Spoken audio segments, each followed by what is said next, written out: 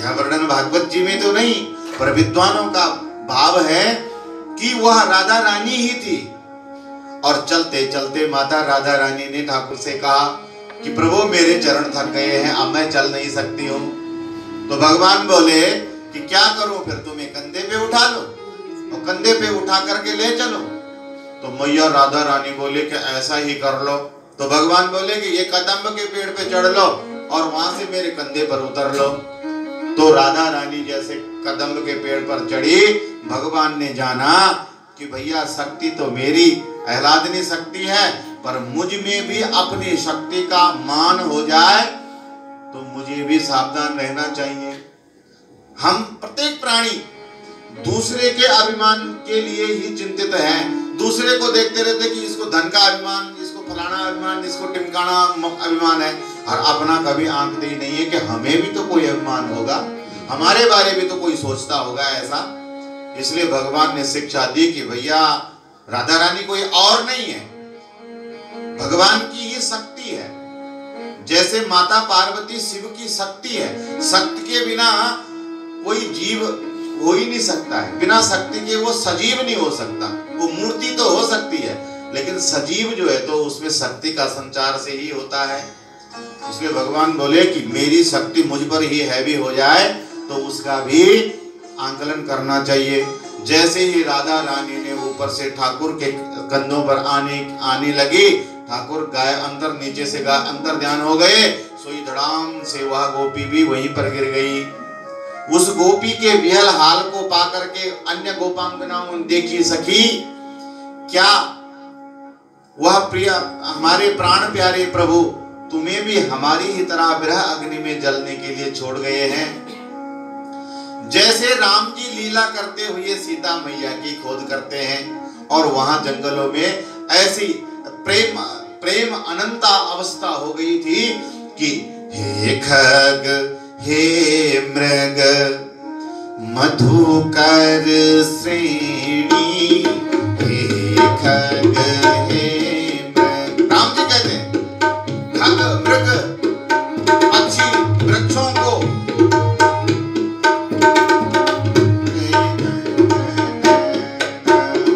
हे खग हे मृग मधुकर श्रेणी, तुम देखी सीता मृग नैनी, तुम देखी सीता मृग नैनी,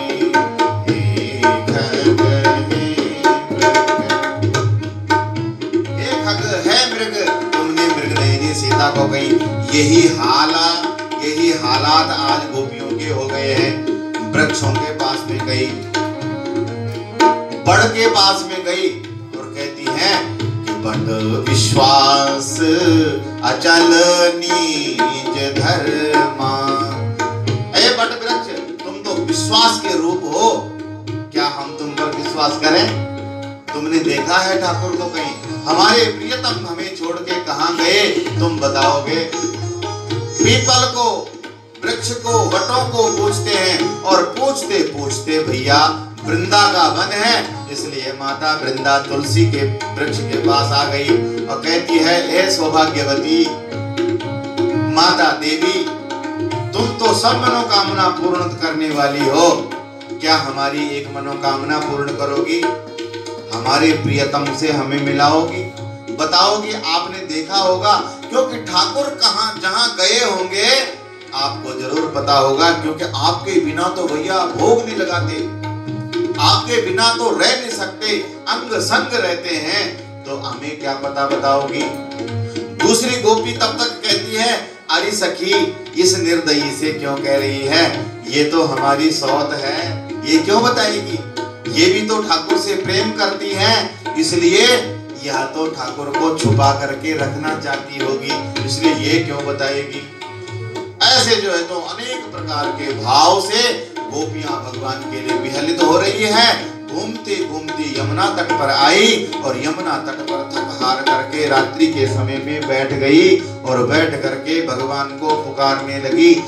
जिन श्लोकों में पुकारा उसे गोपी गीत के नाम से भागवत जी में जाना जाता है। जयति ते दिकं जन्मनां व्रज श्रयत इंदिरा शाश्वतत्रयी। जयति ते दिकं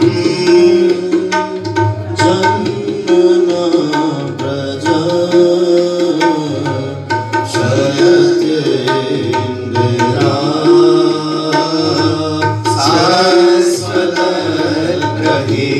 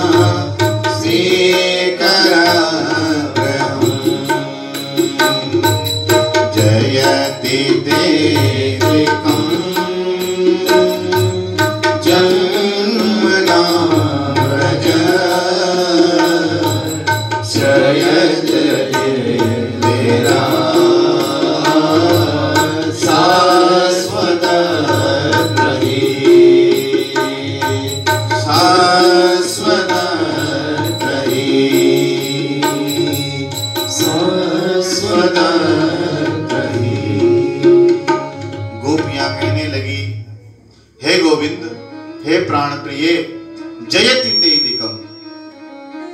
इस ब्रज को कौन जानता था? ब्रजमंडल को पहले कौन जानता था? लेकिन आपके जन्म से जयति ते अधिकम, और भी अधिक जय जयकार त्रिलोकी में इस ब्रजमंडल की हो गई। हम भोले नहीं हैं गोविंद। अगर ऐसे ही तड़पता हुआ हमें छोड़ देना था, अगर ऐसे ही तड़पता हुआ हमें छोड़ना था, तो फिर कंस द्वारा भेजे हुए उन दैत्यों से बचाया ही क्यों? तभी मरने दिया होता हमें। आज ऐसे अपने तड़पन, अपने वियोग में मारना चाहते हो, तो आपको हमको जो है तो तभी नहीं बचाना चाहिए था। जब जब भी इस ब्रजमंडल पर कोई विपत्ति आई, तब तब आपने हमारी रक्षा करी। क्या इसी दिन के लिए हमारी रक्षा करी थी कि ऐसे रुला करके और तड़पा तड़पा करके मारना चाहते थे हमें? अब आपका विरह हमसे रहा नहीं जाता है गोविंद। शीघ्र अगर आप नहीं मिले, शीघ्र प्रकट नहीं हुए, हम यही यमुना जी में अपनी जीवन लीला समाप्त कर देंगे। ऐसा भला कोई करता है क्या? अरे ऐसा तो कोई कामी पुरुष भी नहीं करता है।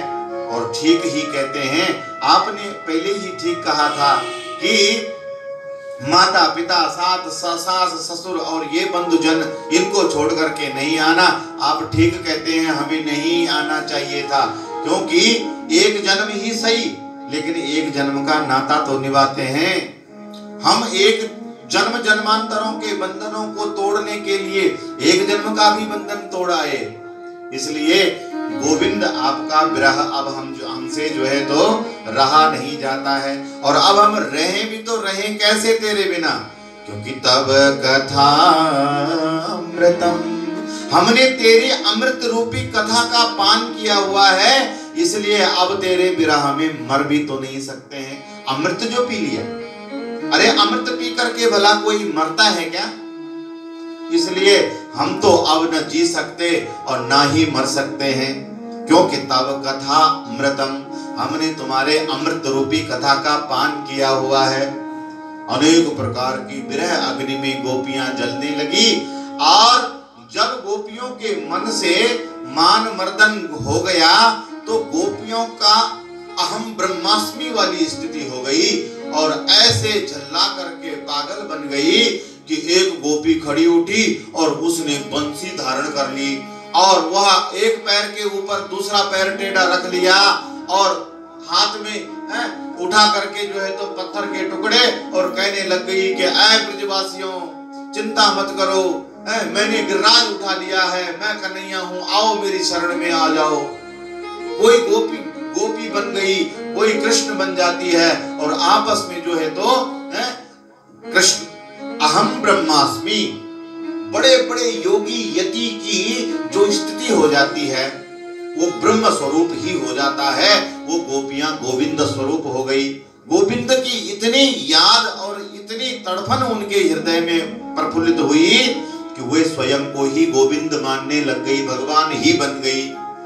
इसीलिए तो बाबा तुलसीदास जी कहते हैं, सोई जा नहीं जेहि देहि जनाई,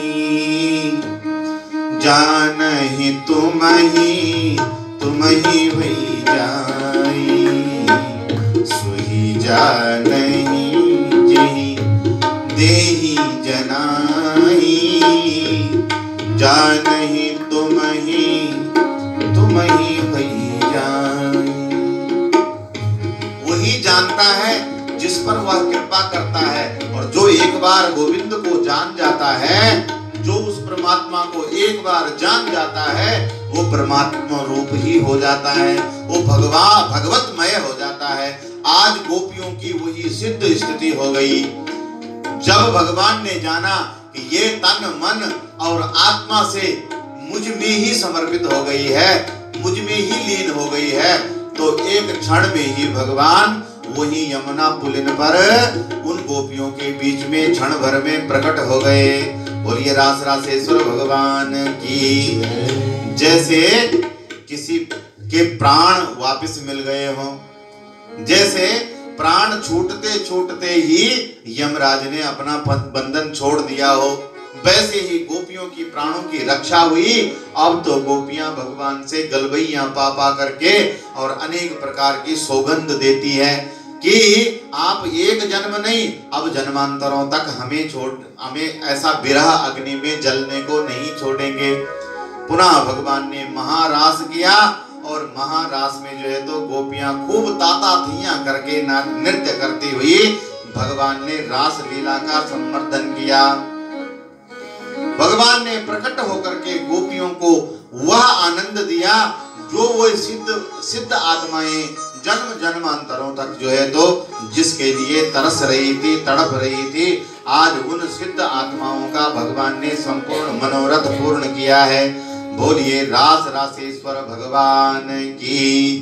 धीरे धीरे भगवान की लीला आगे चलने लग गई। आगे चल करके जो है तो एक शंखचूड़ नाम का दैत्य आया और वह रास लीला के मंडप से ही गोपियों को यमुना के किनारे किनारे जो है तो भगवान की अवहेलना करता हुआ, भगवान को कुछ नहीं समझा जैसे ऐसे अवहेलना करता हुआ, और वे गोपियां जब उस शंखचूड़ नाम के दैत्य के वश में होकर के जाने लगी तो उन्होंने गोविंद को पुकारा। भगवान ने शंखचूड़ का वध करके उसके मस्तिष्क की उससे मणि निकाल ली और वह मणि ला करके दाऊ भैया के गले में समर्पित कर दी। दाऊ भैया मणि को पाकर के बड़े ही इसी प्रकरण में भगवान ने सुदर्शन और शंखचूड़ दोनों का वध कर दिया है। उसके पश्चात में दिन बीतते गए, भगवान की प्यारी प्यारी सी लीला ब्रजमंडल में हो रही है। जब भगवान सुबह गैया चराने चले जाते हैं तो ये गोपियों की ये स्थिति हो गई है कि सायं काल तक भगवान के आने की प्रतीक्षा नहीं होती है, नहीं रहा जाता है इतना भी, और आपस में घर खेत खलियान का काम करती और काम करते करते नाम जपती, भगवान के लीलाओं का गुणानुवाद करती रहती है। कहती है गोप्यो गोप्या कृष्णे वनम ज्ञाते तनुंत्रुच्चा चेतसाः वाम बाहु कृत वाम कपोलो बलवित भ्रुवधर अर्पित वेणु कोमलांग गुलिता विराश्रितां गोप्यैर्ष्यति यत्र मुकुंदः। अरे सखी सुन तो सही, कैसे यह गोविंद हमारा ठाकुर इस वक्त वृंदावन में बाम कपोले बाई तरफ के ओष्ठों पर जो है तो बांसुरी रख करके और दाहिनी तरफ कमर को टेढ़ा करके और एक पैर के ऊपर दूसरा पैर रख करके कैसे अभी उन गौओं को चराता हुआ बंसी बजा रहा होगा। भगवान की जितनी भी मीठी मीठी लीलाएं हैं श्रवण करती, आपस में काम खेत खलियान का कर रही, लेकिन गुणानुवाद भगवान का ही कर रही है। जब मन, वाणी और शरीर तीनों से, जब काया वाचा और मनसा तीनों से भगवत स्मरण भक्त करने लग जाता है, तब समझना कि भगवान हृदय में ही निवास प्रकट हो जाते हैं। तब समझो कि भक्त का कल्याण हो गया, वह भगवान के बहुत नजदीक है, भगवान उसके अंग संग विराजमान है। अब गोपियां देखो, चाहे मैया यशोदा हो, चाहे अन्य ब्रज गोपांगनाएं हो, ये अपने घर में काम करती है, अपने घर में दही बिलोती है, लेकिन भाव एक ही रहता है कि आज थोड़ा सा कैसा मक्खन अच्छा सा आवे, देखती हूँ आज गोविंद कैसे चुराने आएगा, आज मैं फलानी जगह माखन को छुपा दूंगी, आज मैं ये करूंगी, लेकिन पहले माखन तो बना लूं फटाफट से, कहीं ये ना हो कि गोविंद आवे और मेरे घर माखन न दे करके किसी और गोपी के घर चुराने चले जावे। काम कर रही है शरीर से काया, लेकिन किसके लिए? गोविंद को अर्पित है, और मन से भगवान की वह लीला का स्मरण हो रहा है। कैसे देखो, एक दिन जो है तो हमारा बछड़ा खोल दिया था, कैसे ये कर दिया, कैसे यमुना तट पर मेरी गगरिया को भैया उस दिन कान्हा ने। अब खेतों में भी काम करती तो आपस में बातें भगवान की ही करती है। वाणी गुण गा रही है, शरीर काम कर रहा है, ये जान करके कि भगवान को अर्पित होगा इसका फल, और मन में केवल गोविंद का चिंतन है। ये भूल गई अपने कुटुंब, ये अपने परिवार, सबको केवल और केवल भगवान का चिंतन चलता रहता है। ऐसे सुंदर सुंदर जो है तो युगल गीत आदि के माध्यम से और ब्रजमंडल की पुनीत पुनीत लीलाओं को स्मरण करती है गोपियां। इधर जो है तो अरिष्टासुर उस कंस ने अरिष्टासुर को भेजा। यह अरिष्टासुर जो है तो घोड़े के रूप में आया और घोड़े के गर्दभ के रूप में आकर के इसने ब्रजमंडल में ऐसा उदम मचाया कि भगवान ने जो है तो इसको पकड़ करके यमलोक भेज दिया। बोले भक्तवत्सल भगवान की। कंस मथुरा में बहुत परेशान हो गया। रात दिन इसी चिंता में रहता है कि मेरा काल वो है तो है कौन, कहां पैदा हुआ होगा, और मैं जितने भी असुरों को भेजता हूं इनका वध कौन कर देता है, ये आते क्यों नहीं है वापस, इनकी मृत्यु कैसे हो जाती है। ऐसा चिंतन कर रहा था तो तभी दरवाजे पर आवाज आई, नारायण नारायण। नारद जी आ गए। नारद जी ने आकर के कंस को पूछा, भैया ऐसे कैसे, महाराज कंस ऐसे कैसे मुंह लटका करके बैठे हो। कंस बोले, बाबा भले टाइम आए आप। अरे वो आकाशवाणी वाली बहन जी कुछ बोल गई थी कहीं ब्रजमंडल में, न तो अता पता कोई बताया ना कुछ बताया। भैया मैं यही सोच सोच करके महाराज परेशान रहता हूं कि वो मेरा काल जन्मा तो कहाँ होगा। मैं जिस भी असुर को भेजता हूं न जाने वो कहाँ चले जाते हैं और उनका वध कैसे हो जाता है, उनकी मृत्यु कैसे हो जाती है। नारद जी बोले, एक राज की बात बताएं महाराज कंस महाराज। ये जो वसुदेव को 8वां गर्भ है, इसको देव माया के वशीभूत होकर के और इस वसुदेव जी ने नंद के घर में जाकर के छुपा दिया था। ऐसा बता करके नारद जी चले गए और कंस का जो है तो भैया माथा ठनकने लग गया। अरे बाप रे, मैं तो इन गोप ग्वालों को कितना सीधा साधा समझता था। अवश्य ही वह कृष्ण और बलराम नंद के लाला नंद को छोरा, ये ही मेरे भेजे गए सारे असुरों का काल है और मेरा काल कहीं हो न हो। सच्ची नारद जी कह रहे हैं यही काला कलोठा कन्हैया होगा, इसलिए किसी तरह से इसको मुझे मारना ही होगा। क्योंकि अब तो कंस के हृदय में भी भय पैदा हो गया है। क्यों? क्योंकि बोले जैसे रावण के हृदय में पहले ही भय पैदा हो गया था। वो कहता था, खरदूषण मम सम बलवंता, मार सके उन बिनु भगवंता। अरे खरदूषण तो मेरे से भी ज्यादा ताकतवर हैं, बलवान थे, बिना भगवान के उनको कोई मार नहीं सकता है। और फिर उनको जिन्होंने मार दिया माने वो भगवान है। इसलिए कंस सोचने लगा कि भैया अगासुर बकासुर हैं, अरिष्टासुर व्योमासुर तृणावृत केसी, ये कोई मेरे से कम बलवान नहीं थे, अभी तो मायावी भी थे। और जिस कन्हैया ने इनका वध कर दिया वो भगवान ही हो सकता है और वो मुझे भी छोड़ने वाला नहीं है। इसलिए मुझे किसी चक्र के द्वारा, किसी चाल के द्वारा इन दोनों को जो है तो मृत्यु के घाट उतारना होगा। इसलिए अच्छी तरह से दिमाग में बिठाया और इसका एक मित्र है, मंत्री है अक्रूर जी महाराज, अक्रूर को बुलाया। क्योंकि अक्रूर जी भगवान के बड़े भक्त हैं, नेक इंसान हैं, सच्चे भक्त इंसान हैं, परमात्मा का स्मरण करने वाले और सत्य भाषण करने वाले हैं। इसलिए इसने जान लिया कंस ने कि अगर किसी के बुलावे पर वे ब्रजवासी उन दोनों भैयाओं को भेजेंगे तो वो अक्रूर ही है और किसी के बुलावे पर वो भेजेंगे नहीं। इसलिए अक्रूर जी को बड़े सम्मान के साथ में बुलाया, सम्मान के साथ में दरबार में बुला करके उच्च आसन पर बिठाया और जाकर के कंस महाराज अक्रूर जी का हाल समाचार पूछने लग गए। देखो दुष्ट व्यक्ति जब ज्यादा सेवा शुश्रूषा करने लग जाए ना तो समझ लेना भैया ये इसका कोई ना कोई स्वार्थ है, कुछ अनिष्ट करने वाला है। इसलिए अक्रूर जी मन में समझते हैं कि भैया आज ये दुष्ट इतना मान सम्मान इज्जत कैसे दे रहा है, भैया इसके मन में क्या चल रहा होगा। राजी प्रसन्न पूछा और फिर कहने लग गया, आप नंद बाबा को तो जानते ही होंगे। अक्रूर जी समझ गए ये नाग, ये जहरीला नाग जब भी फुंकारेगा जहर ही उगलेगा, पर क्या करें।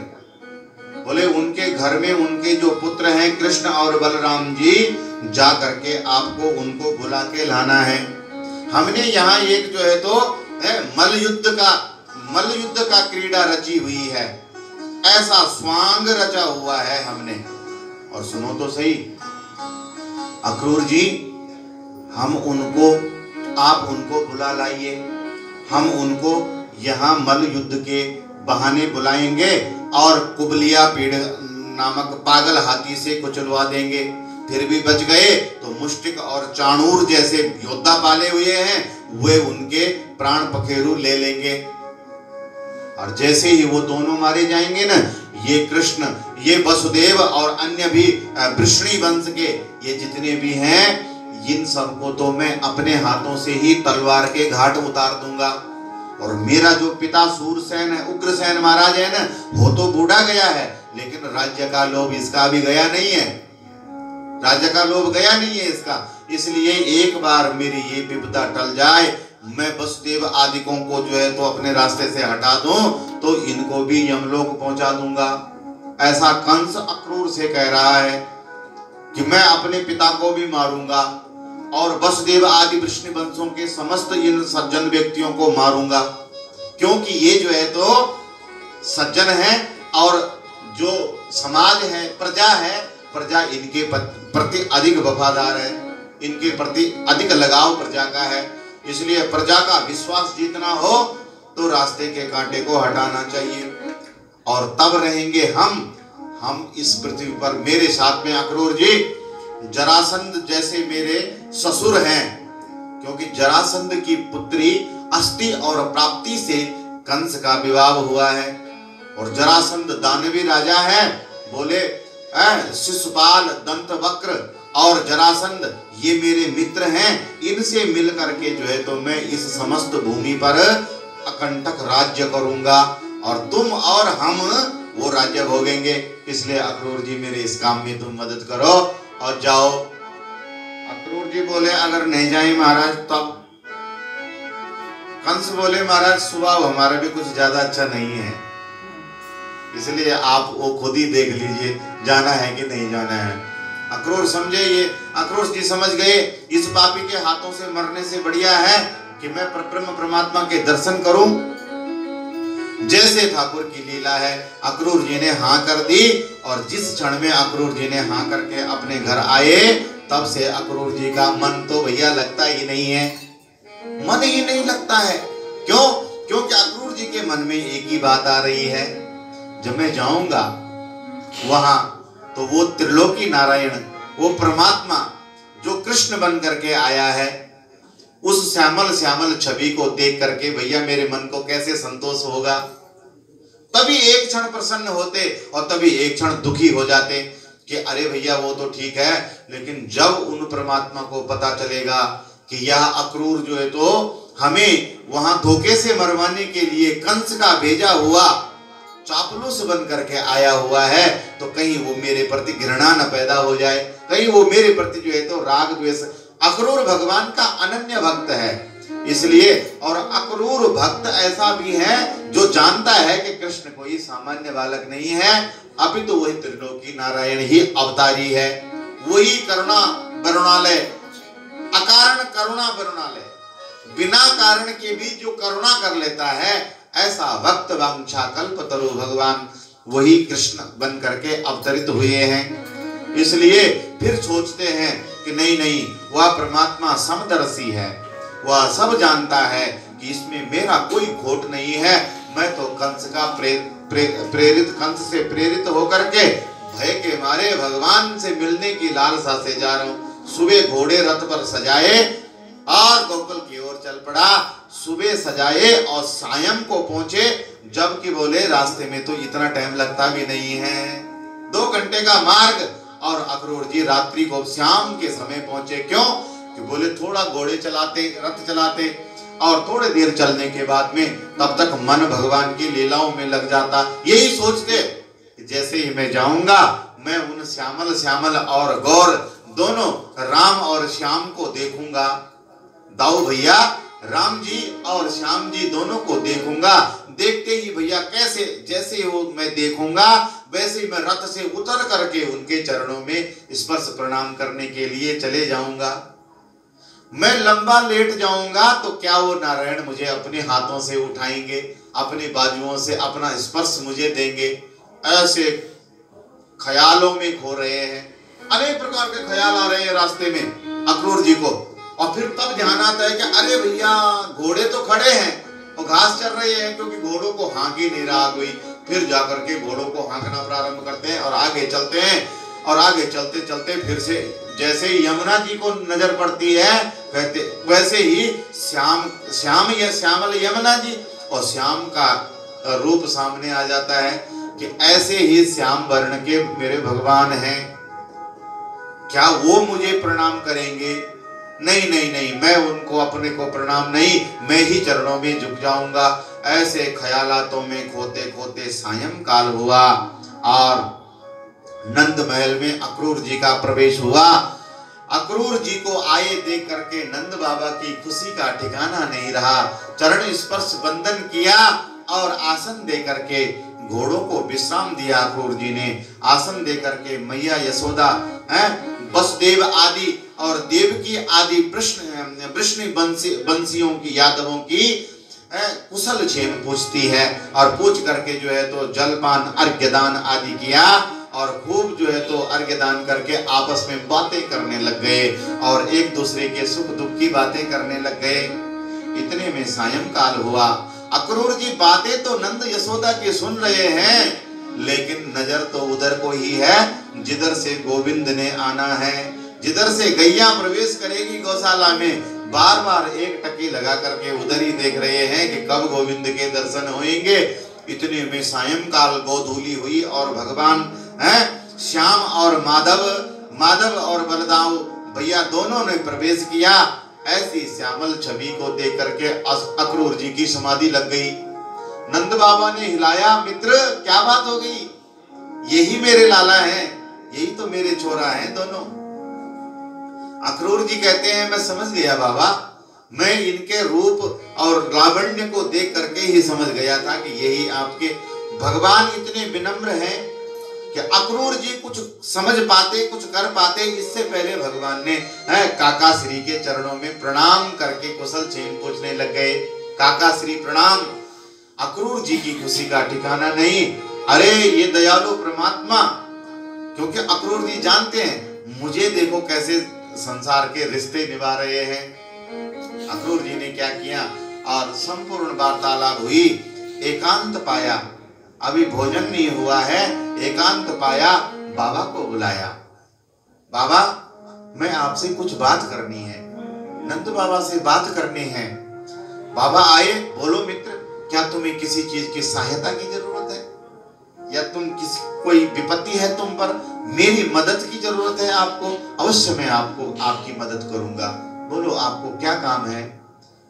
अक्रूर जी बोले, बाबा मुझे मदद की जरूरत तो नहीं है, पर क्या करूं? मुंह से बोल तो नहीं हो रहा है, पर बोलना ही पड़ेगा। मुझे कंस ने भेजा हुआ है और कंस ने जो है तो मल्ल युद्ध का रखा हुआ है और मल्ल युद्ध उत्सव में कृष्ण और बलराम को बुलावा भेजा है।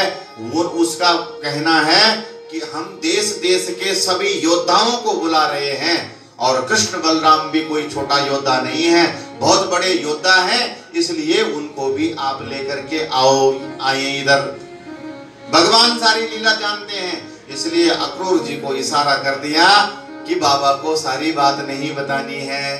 अक्रूर जी भगवान का सानिध्य में आए और भगवान को कंस का सारा प्रयोजन बता दिया।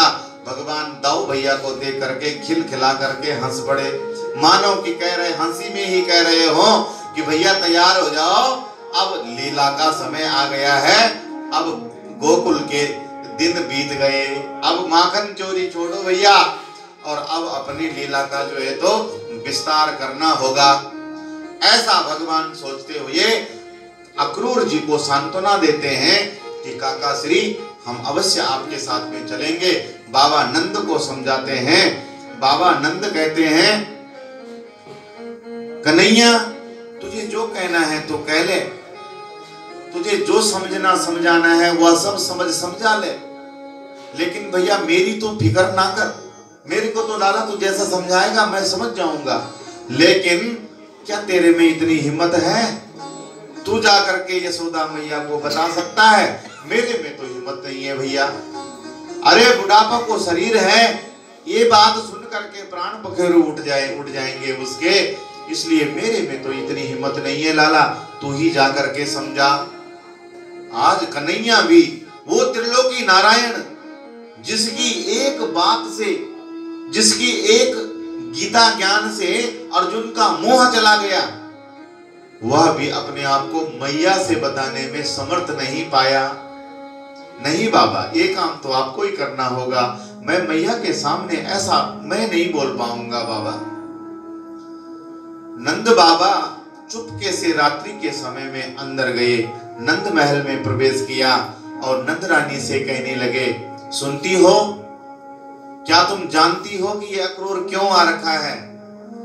नजर से नजर मिलाने की हिम्मत तो बाबा नंद पे भी नहीं है, लेकिन बहाने बहाने से कहने लगे कि वह जो कंस है ना, मल्ल युद्ध रखा हुआ है, हमारे लाला को जो है तो युद्ध दिखाने, क्रीड़ा दिखाने के लिए अक्रूर जी को भेजा है।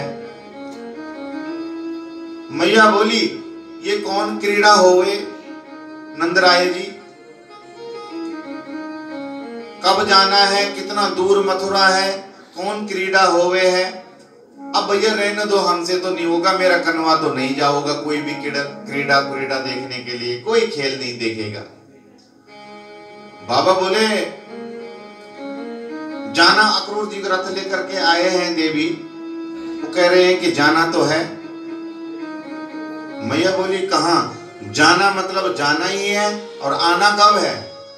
इतने में कन्हैया ने जो मोर्चा संभाला कि बाबा ने बात जो छेड़ ली है, मैं किसी तरह से मैया को जो है तो मना लूं। जैसे ही कन्हैया अंदर गए और जा करके तुरंत बोलने लग गए, अरे मैया कुछ ही दिनों की तो बात है, परसों ही आऊंगे, परसों ही हम वापस आ जाएंगे। मैया बोली, परसों?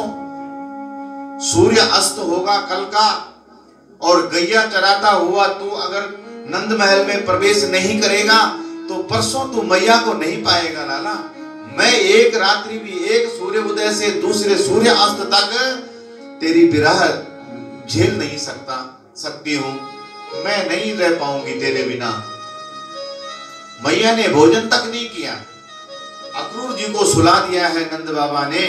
पूरी रात्रि भर नंद महल में नंद बाबा हैं, मैया ने कन्हैया को सुलाया, और सुला करके रात्रि में बार बार मुख देखती है कन्हैया का कि क्या कल सच ही चले जाएगा, कहीं ये सच में तो नहीं चले जाएगा। नंद बाबा कहते हैं, देवी मैया देखो, जितना करो जाने दो कन्हैया को, क्योंकि अक्रूर जी ने जो है तो बाबा को अच्छी तरह से समझा दिया है।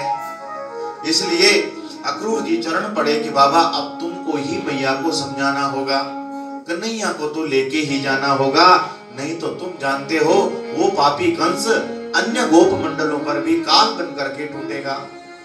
वह यहाँ अगर वो आया, उसके आतंकी यहाँ आए तो अन्य गोप बेजुबान और बेसहाय जो गोप ग्वाले हैं, उनको खतरा, उनको अनिष्ट हो जाएगा। नंद बाबा उदार मना है, किसी का कष्ट, किसी को दुख दे नहीं सकते हैं, इसलिए कह रहे हैं कि अवश्य जाएंगे। जब अक्रूर जी कहते हैं कि आपके दोनों लालन को कोई खतरा नहीं होगा बाबा, ऐसा कह करके जैसे वो करा है। रात्रि में एक ही कक्ष में बाबा नंद और मैया यशोदा है, लेकिन पूरी रात्रि भर सोवे दोनों नहीं, लेकिन एक दूसरे से दोनों नजरें भी नहीं मिला पाए। लाला को बीच में पलंग में सुलाया हुआ है, साथ में भैया दाऊद सोए हुए हैं, और मैया किसी न किसी बहाने से उठ रही है। बाबा की हिम्मत नहीं है कि मैया को कुछ कह सके। प्रातः काल हुआ, भगवान उठे, मैया आज सोई तो है ही नहीं, वृद्ध शरीर है, शरीर कुछ भारी भरकम भी है, आंखों से इतना दिखता नहीं है, इसलिए मैया नंद भवन में ही बैठे बैठे कन्हैया को उठाया। मैया ने, भगवान ने नित्य कर्म अपने करे और मैया अपने हाथों से नला करके और अनेक प्रकार के श्रृंगार करती है भगवान का। मैया ने आज भगवान को काला टीका लगाया। पहली बार बाहर जाएगा मेरा लाला, किसी की नजर न लग जाए, इसलिए काला टीका लगाया है ठाकुर को।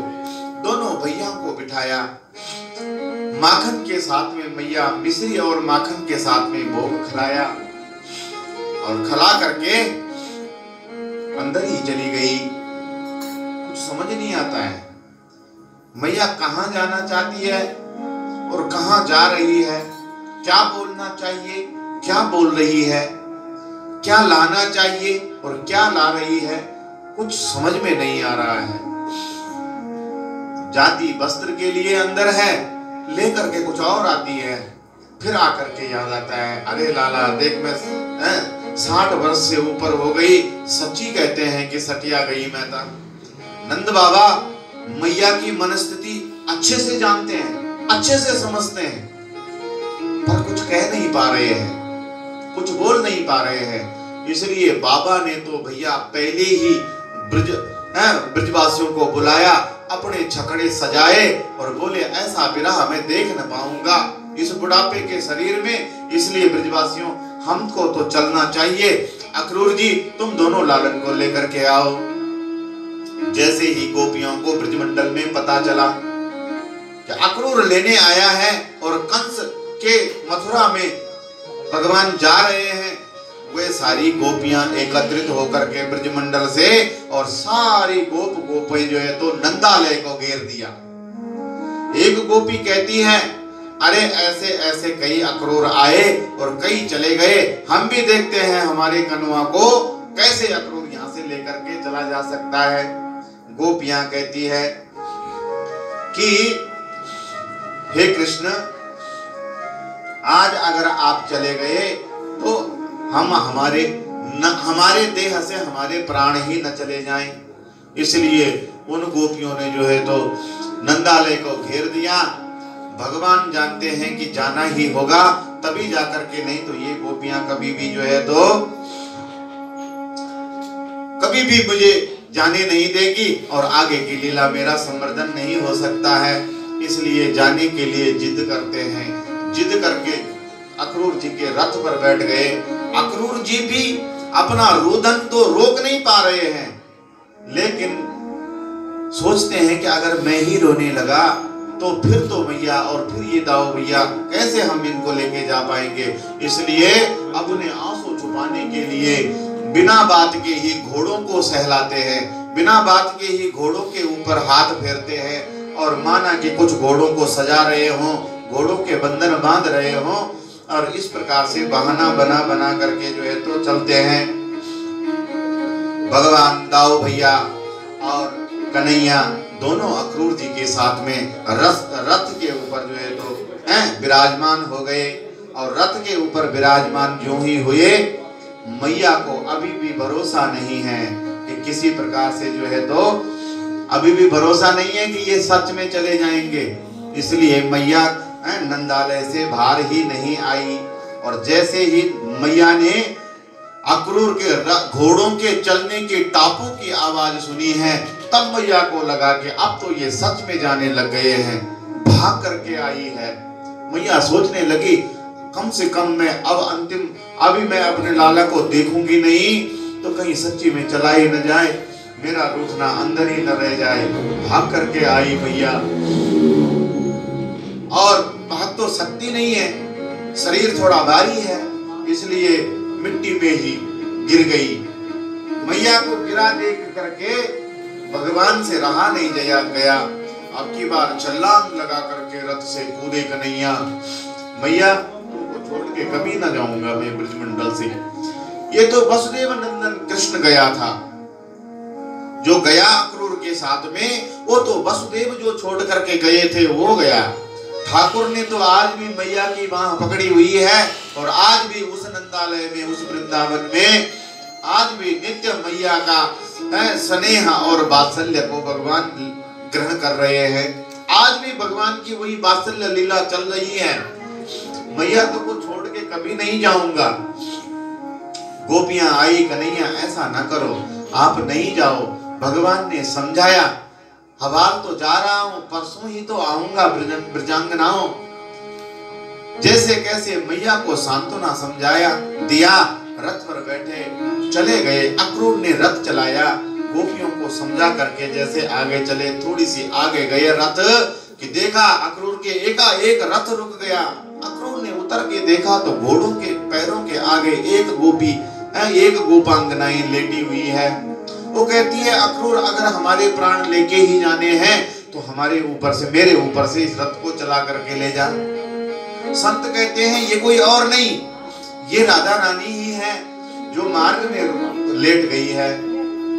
भगवान एकांत में आई और एकांत में आकर के जो है तो उस ब्रजंगना को मिलते हैं और मानो कि राधा रानी से कहते हैं कि देवी अब मेरा रास्ता न रोको, मेरा मार्ग न रोको, मुझे आगे की लीला संवर्धन करना है। देवी जिस हेतु मेरा जन्म हुआ है वह हेतु तो मुझे पूरा करना ही होगा। राधा रानी को किसी तरह विदा किया। मैया जो है तो न जाने कितने पितरों को पूजने लगी। मैया देवी देवताओं का स्मरण करती है, हे नारायण मेरे लाला की रक्षा करना। वह कंस आतताई है जिसके चलते लाला पर इतने संकट ब्रजमंडल में आए, आज उसी के नगर में लाला जा रहा है, इसलिए मेरे लाला की रक्षा करना। भगवान जो है तो जाने लगे, मैया पीछे से देखती रह गई। तब तक मार्ग में पड़ी पड़ी मैया न तो खड़ी उठ पाई, तब तक देखती रही जब तक रथ दिखता गया। रथ आगे बढ़ा तब तक मैया टकटकी लगा करके दिखती रही जब तक उस रथ की ध्वजा झंडा दिख रहा है। झंडा दिखते दिखते दिखते दिखते अचानक ही मैया के आंखों के सामने से ओझल हो गया। तब से ब्रजरानी भाव रसिक और भावुक भक्त कहते हैं, आज भी ब्रजमंडल में मैया के अश्रु धारा यमुना में आज भी बह रही है। आज भी वह भक्ति धारा वहां पर बह रही है। भगवान चले गए, ठाकुर जी गए, मार्ग में आया और जैसे ही मार्ग आया है वैसे ही मार्ग में अक्रूर जी जो भगवान की ऐसी प्रियतम लीला को देख करके जिनका कंठ अवरुद्ध हो गया था, कुछ बोल नहीं पाए, आंखों से अश्रु झरझर निकल रहे थे, कंठ से बोल नहीं पाए थे, कंठ सूख गया था। इसलिए रथ रोक करके कहते हैं, गोविंद मैं यमुना जल पीवामा प्रभु। भगवान बोले, काका श्री अवश्य पीजिए। भगवान जानते हैं कि जब तक जो है तो माया का यह जीव आत्मा लालयमान है मेरी शक्ति जानने, मुझे मेरे दर्शन के लिए, इसलिए यमुना में अक्रूर जी ने प्रवेश किया और जैसे यमुना में अंदर गया भगवान ने माया रची और अंदर अक्रूर जी ने क्या देखा? अक्रूर जी ने अंदर देखा, अरे भैया अंदर जो है तो शेषनाग की सैया पर और वही भगवान सांवला सांवला सलोना वो दरबार लगा करके बैठा है, मैया उसके दर्शन कर रही है।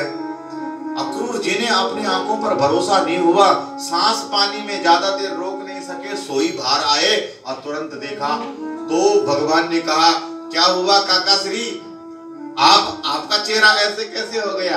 अरे कुछ विचित्र देख लिया है क्या आपने पानी में? अक्रूर जी बोले, इनको कैसे पता कि मैंने कुछ विचित्र? नहीं लाला ऐसी कोई बात नहीं, मेरा सांस बोल गए हो तो सोई नाग पकड़ करके जूट डुबकी लगाई। अब की बार अक्रूर जी ने देखा कि वही रथ और वही घोड़े और वही दोनों भैया वही पोशाक पाई हुई दरबार लगाए बैठे हैं। अक्रूर जी ने देखा ये कैसा चमत्कार हो रहा है मेरे साथ में। बाहर आया, देखा कन्हैया और दाऊ भैया दोनों रथ पर बैठे हुए। अब ठाकुर जी ने, भगवान ने फिर आवाज लगाई, अरे क्या हुआ काका श्री, और कुछ विचित्र चलचित्र देख लिया क्या तुमने? अक्रूर जी दौड़े आकर के ठाकुर के चरण पकड़ लिए, प्रभु मेरे को अपनी शरण में ले लो, मैं आपकी माया को समझ नहीं सका प्रभु।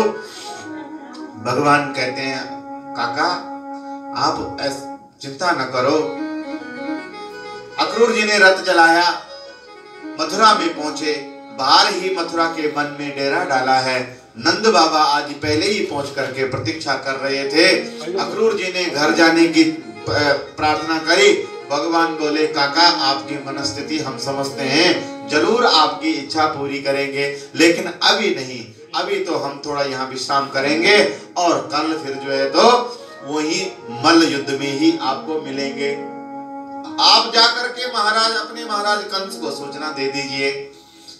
अक्रूर जी जाकर के कंस महल में कंस को बताया कि मैं उन दोनों भाइयों को लेकर के आया हूं। कंस बड़ा प्रसन्न हुआ और परियोजना बनाने लग गया, कपट करने लग गया। सारे अपने चाणूर मुष्टिक आदि मल्ल योद्धाओं को बुलाया, निमंत्रणा करी, भैया सामान्य मत लेना, अब की बार बचना नहीं चाहिए। प्रातः हुआ, भगवान ने जो है तो बाबा से कहा कि हम ब्रजवासी गोप ग्वाल कुछ जो साथ गए थे बाबा के, हम नगर घूमना चाहते हैं बाबा। अच्छा बाबा बोले, लाला घूमने तो जाओ, नगर देख के तो आओ, पर ध्यान रखियो भैया ये अपना गोकुल नहीं है, ये मथुरा के लालाओं की नगरी है भैया, ये कंस की नगरी है। काहे को भैया उठपटांग कुछ बोल ना दियो और कोई भैया यहाँ गोकुल वाली लीला ना करी लाला। भगवान बोले, बाबा आप कोई चिंता ना करो, हम कोई ऐसी बात ऐसा काम नहीं करेंगे। दाऊ भैया के साथ में जो चले भगवान, आगे रास्ते से कंस का धोबी आता हुआ दिखा। सो भगवान बोले, अरे धोबी सुन तो सही, तेरे पास ये जो सुंदर सुंदर चमकीले चमकीले कपड़े, अरे भैया कुछ हमको भी पवाई दे, जो हम पर ठीक जचे, ठीक साइज मिले, हमको भी कुछ पवा दे भैया। वो तो भैया इतना गुस्सा हो गया कि तुम बनवासी, अरे तुम बनवासी क्या जानो राजमहल को कपड़ों को क्या जानो, और ऐसी धृष्टता कर रहे। वो न जाने खोरी खट्टी सुना गया। सो भगवान को गुस्सा आ गया, एक तमाचा गाल में दिया, सो प्राण पखेरु उड़ गए। जो उसके अन्य सेवक जन थे गठरियां छोड़ छोड़ करके भागे। सो ब्रजवासियों ने महाराज निकाल निकाल करके और वो अलग अलग प्रकार के और राजाओं के कपड़े महाराज वो सब पहन लिए भगवान ने। अब भगवान की टोली, अब चली टोली। अब भैया कहाँ ये नन्हे नन्हे से गोप ग्वाल और कहाँ वो दैत्य आकार के बड़े बड़े दरबारी गण, अब वो कपड़े फिट कैसे आ गए। सो भैया आगे आगे गोप चले, सो पीछे पीछे कपड़े झाड़ू लगा करके चल रहे हैं। आगे जा करके एक दर्जी मिला। भगवान बोले, भैया भला हो तेरा, हमारे कपड़े भी थोड़ा सा फिट कर ले। सो दर्जी ने चरण स्पर्श प्रणाम करके भगवान की महिमा जानी। सो भैया ऐसे फिटम फिट नाप के कपड़े ब्रजवासियों को पहना दिए। सो भगवान खुश होकर के आशीर्वाद दे, भैया दिन दुगना रात चौगुना खूब फूले फले। देख लो आज भी कैसे फूले फले हैं। 400 का कपड़ा और 400 सिलाई, उतने का ही कपड़ा और उतनी ही सिलाई, देखो कैसे। अच्छा काम नहीं, आप अपने शहर में जहां भी अपने शहर में मुझे ऐसा दर्जी बता दो, बोलने को जरूर बोलेंगे कुछ नहीं, पर ऐसा दर्जी बता दो जिसको सुबह तुम सेट सिलने को दे दो, शाम को दे दे वापस। जब दे हो, अभी नहीं, अभी सीजन चल रहा, 10 दिन बाद आना, 5 दिन बाद आना, इतना काम है। भगवान ठाकुर की बड़ी कृपा है महाराज। आगे गए सो ब्रजवासी मालन के बड़े शौकीन, अरे कन्हैया भैया सब कुछ बढ़िया हो गया, कैसे हम बढ़िया चमाचम चमक गए भैया, अब एक माला और हो जाती गले में तो भैया आनंद आ जाता। भगवान बोले, लो अब ले अभी ये भी इच्छा पूरी कर देते। सुदामा नाम के माली के घर चले गए। सुदामा माली भगवान का बड़ा भक्त था, प्रणाम करके बोले, प्रभु धन्य हो गया मैं। बोले ब्रजवासी को माला पहना दे। सुदामा ने बढ़िया से माला बना बना करके गूंथ के सुंदर ताजे फूलों की पहनाई। सोई भगवान आशीर्वाद दे के गए, भैया तेरे फूल कभी बासी ही नहीं होंगे। माली के पास से कितना पुराना भी फूल हो भगवान को चढ़ता है, बासी नहीं माना जाता है। भगवान माला पहन करके जू महाराज मथुरा में प्रवेश करे। सोई ब्रजवासी बोले, लाला बाकी तो सब ठीक है, माला भी हो गई, कपड़े भी हो गए, बढ़िया बढ़िया हो गए, अब माथे में भैया माथो सोना सोना लगे, अब माथे में बढ़िया चंदन और लेप हो जाता। इतने में भगवान की नजर पड़ी कंस की दासी कुब्जा। ये भैया अनेक जगहों से कुब्बी टेढ़ी मेढ़ी थी और इसका घिसा हुआ चंदन कंस महाराज को बहुत प्रिय लगता था, इसलिए रोज चंदन कटोरा बाटला घिस घिस करके कंस की देह को लगाने जाती। रास्ते में देखा, भगवान बोले अरे ब्रजवासियों तुम्हारी मनोकामना पूर्ण हो गई भाई, चंदन वाली भी आ गई। आती हुई देख करके भगवान जो जोर से बोला अरे परम सुंदरी सुनती हो। तो पहले तो देखी नहीं कि अपन तो सुंदरी है ही नहीं, तो हमको कोई बोलेगा भी क्यों। फिर भगवान ने बोला अरे तुम्ही को बोलता हूं सुंदरी। पीछे मुड़ करके देखी, किसको, मुझे कह रहे हो? भगवान बोले हाँ तुम्ही को कह रहे हैं, तुम्ही तो अरे कितनी परम सुंदरी हो। वो तो बड़ी प्रसन्न हो गई, आज तक तो सबने कुब्जा कुब्जा कह करके कहा, सुंदरी मेरे को बोला है। तो वो बोली कि हाँ बोलो, जगत सुंदर, श्याम सुंदर भगवान, श्याम सुंदर जी बोलो क्या क्या चाहिए। बोले ये नेक चंदन हमको भी लगा दे, ब्रजवासी को चंदन लगा दे। वो बोली ये कंस का चंदन है भैया, वो बड़ा पापी है, मुझे बड़ा मारेगा, इसलिए मैं नहीं लगा सकता हूं। भगवान बोले तो ऐसे दिखे कैसी है भैया, टेढ़ी मेढ़ी? वो बोली मैं तो ऐसी ही हूँ, बचपन से ऐसी हूँ, जन्म से ही ऐसी हूँ, कुरूपा। अरे अरे ऐसी कोई बात नहीं है। भगवान ने एक अंगूठे से उसका अंगूठा दबा दिया, ठोड़ी में जो हाथ रखा, हाथ रख करके बातों बातों में एक झटका मारा, सो भैया चमत्कार हो गया। वो तो सच्ची में परम विश्व सुंदरी बन करके खड़ी हो गई। अपने अंग प्रत्यंग को जो देखा, खुशी से भैया झरझर आंखों नेत्रों से अश्रुपात करने लग गई। तुम साक्षात परमात्मा ही हो। अरे जन्म जन्मांतरों की, क्योंकि देखो प्रत्येक स्त्री अपना सौंदर्य चाहती है। बोले इस पापी कंस को चंदन लगा लगा करके भैया मेरा ये कुब्बा पीठ का और भी ज्यादा निकल गया था। आज मैं अपना चंदन घिसना सार्थक करूंगी। अपने हाथों से ठाकुर को चंदन लगाया। हमारे घर दर्शन दो महाराज। भगवान बोले आएंगे जरूर, लेकिन अभी नहीं, अभी पहले थोड़ा मामा जी से निपट लें, उसके बाद में तुम सबसे देख लेंगे। भगवान आगे गए, सो बाजार के बीच में से निकले। एक जगह पर भैया बड़ा ही धनुष यज्ञ रखा हुआ था कंस ने, वहां शिव का पिनाक था रखा हुआ, और शिव का धनुष जो है तो बाबा परशुराम जी ने रखा हुआ था, और कंस को बोला हुआ था कि ये शिव धनुष में यहाँ रख रहा हूँ, धरोहर है, ध्यान रखना, इस शिव धनुष को कोई तोड़ नहीं सकता। और एक बात और याद रखना, अगर जो इस धनुष को तोड़ेगा वो तुझे नहीं छोड़ेगा। जो इस धनुष को तोड़ सकता है फिर वो तुझे नहीं छोड़ सकता है। कंस रक्षा करना इसकी। भगवान खेल खेल में गए और वहां रखवालों को कहा कि अरे भैया ये कितना विशाल धनुष है, क्या हम छू सकते हैं? वो हंस करके बोले अरे कहाँ के ग्वाल वाले तुम चले आए, ये तुम्हारा कोई खेल थोड़ी है। अरे ये तो शिव का पिनाक है, छूने की तो दूर की बात है, तुम तो इसको भैया देख भी नहीं सकते। भगवान दाऊ भैया की तरफ देख करके बोले भैया ये कुछ ज्यादा ही नहीं हो रही है बात। अरे ये तो हमारी ज्यादा ही बेइज्जती कर रही है भैया। तो दाऊ भैया भी इशारे में कहे कि कन्हैया दिखा दे अपने वही पोतना वाला हाथ। भगवान गए, जो भगवान ने धनुष उठाया, खेल खेल में भगवान ने प्रत्यंचा चढ़ाई उस पर, और धनुष की आवाज गड़गड़ाहट के साथ में धनुष भंज दो टुकड़े में टूट गया। धनुष भंजन भगवान की ये आवाज कंस के कानों तक जरूर गूंजी। रात को उन्होंने जाया भैया कंस महाराज, अरे वो जो वृंदावन से आए हुए गोप ग्वाले हैं उनमें से एक काला कलूटा सा सांवला ग्वाला है छोटा सा, उसने खेल खेल में भैया शिव का धनुष तोड़ दिया महाराज, हमारी कोई गलती ना है। कंस बोले मूर्खों, अब बता रहे हो मुझे, उसी समय क्यों नहीं बताया, और उसको वहीं पर मार क्यों नहीं दिया? वो बोले महाराज कैसे बात कर रहे हो, अरे आप और आप क्या आपके बाप के बाप भी हो उस धनुष को हिला नहीं पाए, और वो जो लाला उस धनुष को खेल खेल में तोड़ गया, हम कैसे उसको मार सकते थे? सोच लो महाराज वो कितना बड़ा योद्धा है। प्रातः काल हुआ, भगवान श्रृंगार आदि नित्य कर्म करे और सब ब्रजवासी आगे चले गए, और भगवान तो योद्धा दाऊ भैया और भगवान तो योद्धा के रूप में बुलाया गया है, इसलिए अखाड़े में प्रवेश करेंगे। और इधर से नंद बाबा आदि दर्शक गणों में बैठ गए। कंस ने बहुत बड़ा दर्शक गाह बनाया हुआ है। एक तरफ ऋषि, स्त्रियां, संत, ब्राह्मण, बाल, वृद्ध, सब अलग अलग कैटेगरी में बैठे हुए हैं, और एक उच्च सिंहासन पर अपने अनुचरों के साथ में जो है तो कौन बैठा? स्वयं कंस महाराज जी, कंस महाराज विराजमान है। अब इधर से जो है तो इस कंस ने क्या करा कि रात्रि के समय में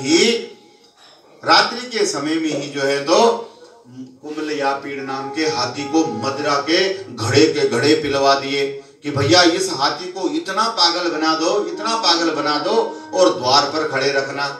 जैसे ही दोनों भैया आएंगे ये उनको कुचल करके मार डाले और वहीं पर उन दोनों की लीला समाप्त हो जाए। लेकिन ऐसा वह चाहता था, पर ऐसा तो हुआ ही नहीं है। क्या हुआ?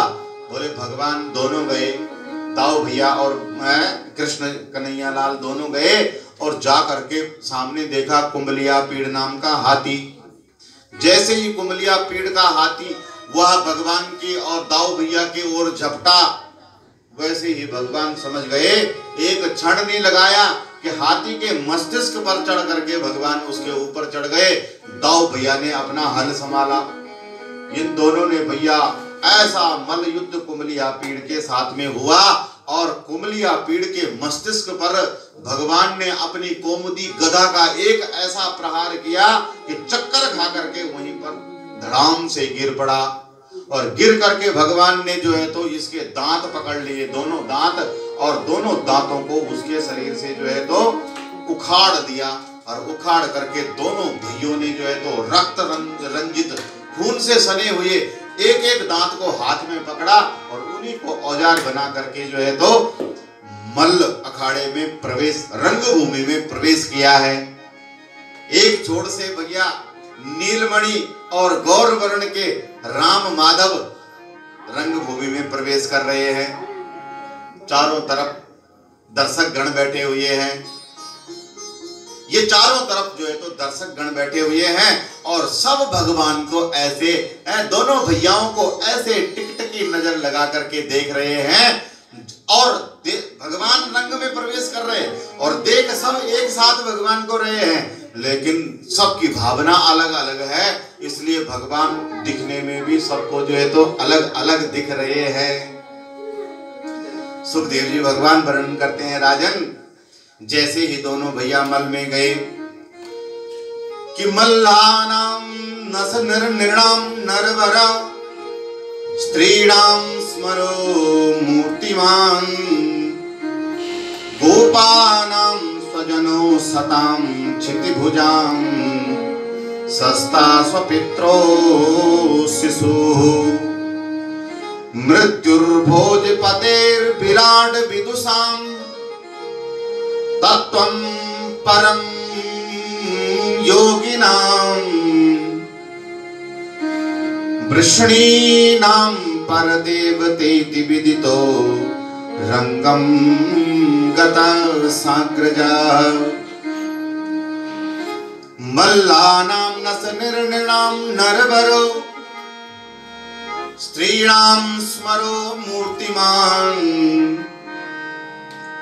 जो जितने मल्ल बैठे हुए थे, योद्धा जितने भी वहां बैठे हुए थे, उन सबों ने भगवान को ऐसा देखा कि जैसे संसार के सर्वोपरि योद्धा मल्ल युद्ध में इस अखाड़े में प्रवेश कर रहे होंगे, ऐसा देखा।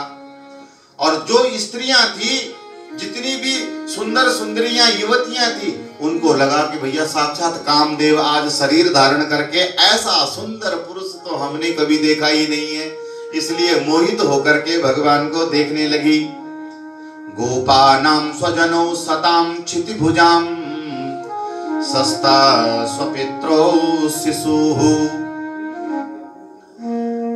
गोपानां स्वजनाम, और जितने भी गोपगण बैठे हुए थे उनको लगा कि अरे कोई बात नहीं है, अपना ही तो कन्हैया है, अपना ही कन्हैया रंगभूमि में आ रहा है, हमारा ही तो कन्हैया है। उनको भगवान अपने दिख रहे हैं। क्षितिभुजाम सस्ता स्वपित्रो शिशुः।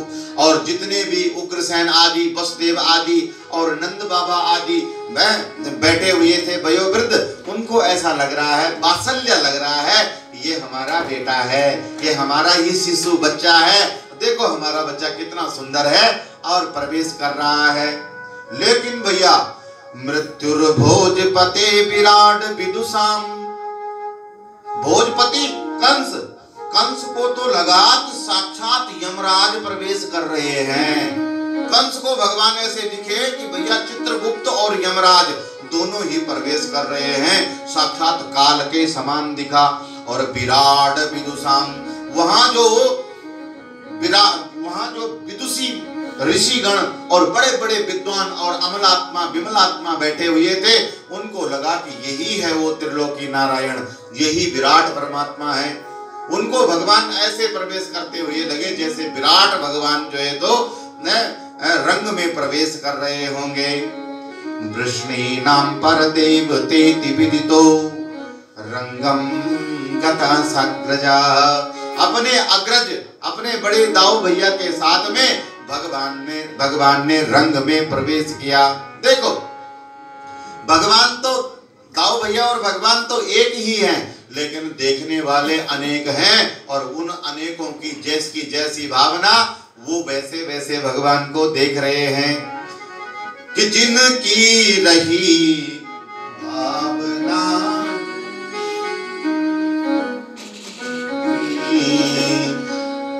जिनकी रही भावना जैसी, जिनकी रही भावना जैसी, प्रभु मूरत देखी दिन तैसी, प्रभु मूरत देखी दिन तैसी, प्रभु मूरत देखी दिन तैसी, प्रभु मूरत देखी दिन तैसी। जिसकी जैसी भावना थी भगवान उसको वैसे ही दिखे। जाते ही भैया कंस ने मुष्टिक और चाणूर को भेजा। आते ही मुष्टिक चाणूर बोले हमारे साथ में मल युद्ध करो। भगवान बोले शर्म बची है कुछ की बेच गाई? अरे तुम इतने बड़े बड़े योद्धा और शर्म नहीं आ रही है इतने छोटे छोटे हम छोटे छोटे गोप वालों के साथ में मल युद्ध करने में? मुष्टिक चाणूर बोले ज्यादा बातें मत बनाओ, हम तुम्हारी चाल सब जानते हैं। तुम बातों बातों में उलझाते हो, लेकिन उस समय तुम्हारा बचपना कहाँ चला गया था जब तुमने तृणावर्त को मार डाला? अरे पूतना तो इतनी विकराल राक्षसनी गला दबा करके मार डाला तुमने, और अब यहाँ पर बहाना बनाते हो हमारे सामने कि हम छोटे बच्चे हैं। दाऊ भैया बोले तो फिर हो जाए दो दो हाथ। अगर तुम ऐसा ही मानते हो तो भैया आ जाओ। चाणूर भगवान के साथ भिड़ गए और मुष्टिक दाऊ भैया के साथ में भिड़ गए और ऐसा मल्ल युद्ध हुआ भैया, घंटों तक मल्ल युद्ध हुआ। सभी देखने वाले हैरान रह गए भगवान के दाव पेच। और सबसे पहले तो भैया दाऊ भैया ने मुष्टिक का एक मुष्टिक प्रहार किया और उसने खून की बमन उल्टी कर दी और वहीं पर चित्त होकर के धराशायी हो गया। इतने में भगवान ने भी भैया एक तमाचा मारा और चाणूर का वध कर डाला। और अन्य जितने भी मल्ल थे भगवान ने दाऊ भैया ने मिल करके दोनों ने जो है तो अनेक कंस के सारे मल्लों को मार डाला। और किसी को कुछ समझ में आए इससे पहले भगवान छलांग लगा करके जो है तो कंस के पास में पहुंच गए। और कंस जो कि जो है तो हर क्षण भगवान का ही स्मरण करे जा रहा था। ऐसी स्थिति हो गई थी कैसे कंस की कि दाल में अगर जीरा दिख जाए तो थाली उठा के फेंक देता था कि ये आ गया काला, आ गया काला, आ गया काला। क्योंकि उसके अंग अंग में भगवान बस गए थे, ये मुझे मारेगा, ये काल है मेरा, ये काल है। इस भगवान एक क्षण में गए और भगवान ने उसके मस्तिष्क से एक तमाचा मारा, मुकुट जाकर के रंग भूमि में गिरा। भगवान ने केस पकड़ करके पटक करके उसको रंग भूमि में गिरा दिया और गिरा करके यूं ही भगवान ने उसके